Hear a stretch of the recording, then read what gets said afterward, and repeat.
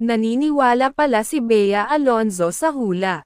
Napanood namin ang isang video clip na tila galing sa isang old vlog kung saan nagpapahula si Bea at kasama niya si Kakay Bautista.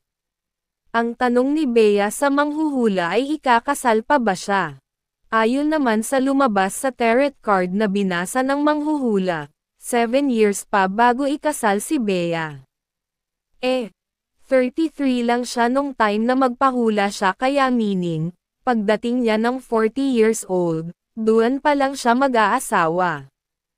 At sabi pa ng manghuhula, kung mamadaliin ni Bea ang pag-aasawa, mauuwi lang din daw sa hiwalayan.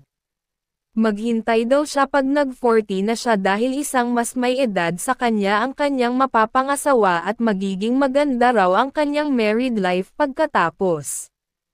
At hindi rin daw church wedding ang unang magaganap kundi civil muna at hidden, ito. Magti-38 years old na si Bea sa October 17 at mukhang in love naman ito ngayon kay Vincent Ko ng Per Eagle.